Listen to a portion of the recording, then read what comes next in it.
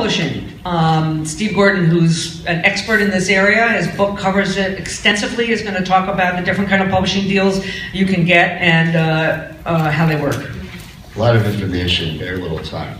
I'm going to discuss the basic forms of publishing agreements. There are three basic forms. They're the single song agreements, the traditional term deals, and the co-pub deals. But before discussing the terms of the agreements, I wanted to ask and give answers to three basic questions.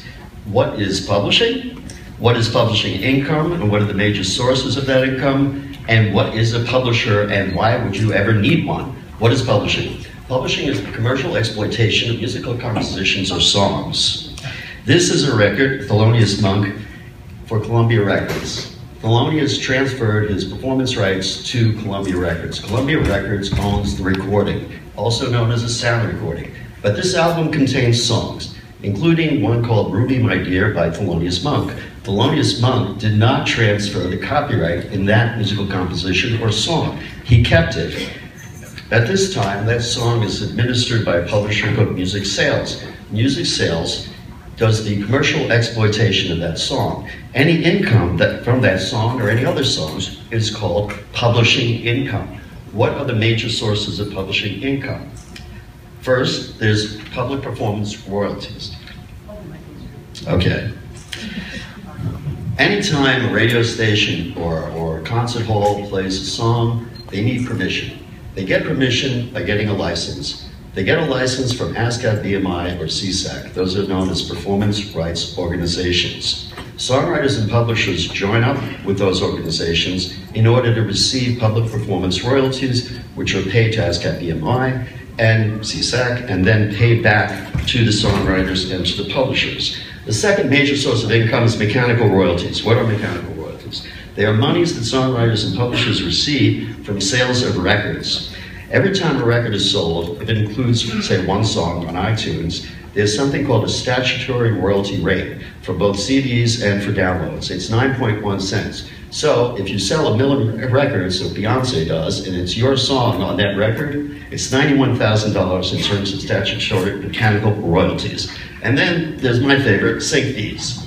What is a sync fee? Well, first, what is a sync? Sync means the synchronization of musical composition or song in an audiovisual work, such as a movie, television show, video, or video game, or TV ad campaign. The monies generated by sync licenses are known as sync fees. Sync fees vary depending on the project and the song. Okay, so to give you a couple of examples, a sync fee for a hit song for a national television commercial can easily be over $100,000. And I'm talking about just the song. Now, on the other hand, I represented a guy who wrote music for a beer commercial. We made $12,000. That was the sync fee. Now, what is a publisher? Oh, before I get into what is a publisher, overall global revenues from all publishing income were $6 billion in 2014. About 10 years ago, they were about the same. It hasn't grown that much because mechanicals have gone down as record sales have gone down. So what is a publisher? A publisher is a company that collects the income that I was just talking about. Generally, the publisher will take 25% to 50% of your songwriting revenues. Now, why would you ever want to sacrifice 25% to 50%? Number one, advances. I just did a deal with a major publishing company for $150,000, more than my client ever imagined he would ever receive, a warm-up sum up front. But then you'll never see any more royalties after that. We can talk about that later. The other thing is, that's a good point, we'll talk about that later. Administration and collection. So the publisher registers the copyright, not only at the U.S. Copyright Office, but at your Performing Rights Society, at the Mechanical Society, and not only in the U.S., but all over the world, these songs have to be registered. And then the publisher has to collect the money, and then the publisher negotiates. When the publisher negotiates the sync fee, they're going to get the best possible, the highest possible amount, because they know what going rates are. So they negotiate for you, and they make sure the check comes in. They also are supposed to generate additional revenue from, say, suggesting to producers and artists that they cover your song. What is a cover? A cover is somebody records your original song and then somebody else re-records it. So Dolly Parton wrote the right? It's called what is the name of the song? And when Whitney Houston re-recorded it, did the cover, okay, it made more money than the original, okay? So covers are important, and finally, and the most important reason you need a publisher, the Bodyguard, actually, it's in the Bodyguard, a lot of money.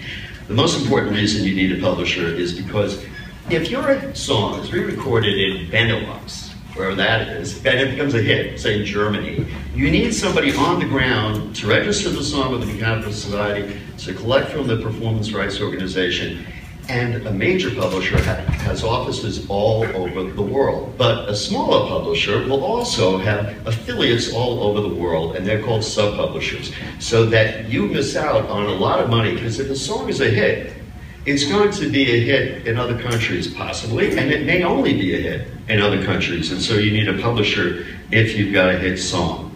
Now let's talk about the deals very briefly. The single song agreement is where you give up rights in one song or a few songs. For some reason, a publisher is interested in exploiting. This is anomalous. This is not the heart of the business. The heart of the business is the term publishing agreement. Okay, these are deals where the publisher gets rights in all the songs that you write during a term of years. Say it's a 3-year deal. Any song you write during that term, during that duration, will be transferred and assigned to the publisher. The assignment is assignment of copyright. The publisher gets the copyright, the publisher gets exclusive administration and the right to collect all the money, and at the end of the day, you get 50%. Now there's a third way, and that's the co-pub deal. The co-pub deal is basically the same term agreement, except the songwriter gets 75%, not 50%. Much better for the songwriter. Co-pub deals developed and became popular as singer-songwriters became more powerful and gained more clout. In the 60s, Bob Dylan. In the 70s, Bruce Springsteen. In the 80s, Michael Jackson. And now, they're kind of standard. Is it not the fact that a co-pub deal is you're actually splitting it 50-50 with the publisher, but then you get 50% of the publisher's 50%, which ends up being 75%? Correct. I mean, just conceptually to think of it that way. For public performance royalties, but not on sync fees. Oh, not on sync fees. Okay, that's the point. It depends on the deal, but it could very well be 25% of the publisher's. What about artists that want to form their own publishing company? Well, which a lot of songwriters and artists who sing do. When you register at ASCAP, when you register your writer, that's your writer at ASCAP, they're going to make you register as a publisher. So you make up some name. You don't have to incorporate. You don't have to do anything. You just have to give them a name. And then they clear the name, and often the name is already taken, so that's the hassle. But at BMI, it's interesting. This, by the way, do people know what ASCAP, BMI, and SESAC do? Yeah. All right, so, and I went over that. So at BMI, you don't even have to register as a publisher. They give you 100% of the monies as a writer and a publisher. But eventually, you want to enter into a publishing deal with a real publisher if you've got a hit. You want to make sure that all the money throughout the world is collected on your behalf. And so if I have my own publishing company, can I hire somebody and do an administration agreement to do all that work, the sync rights, the collection? Yeah. Or if I'm not big enough, will I never be able to get somebody who wants to actually do that? There are two types of admin deals. There's the, 15, 20% or 10 to 20% for the Billy Joel of the world, okay? He doesn't need you, you need him. So you sacrifice your 50%, you don't even want 25%. You say, Mr. Joel, I'll take 10%, okay? That's one kind of admin deal. The second kind of admin deal is if you own a small catalog or you're a publisher already, which you're not, then you would enter into an admin deal with Warner Chappell or Universal. They would administer the catalog either throughout the world or just ex-US. So admin deals are for superstar writers and for people who are already, companies who are already publishers.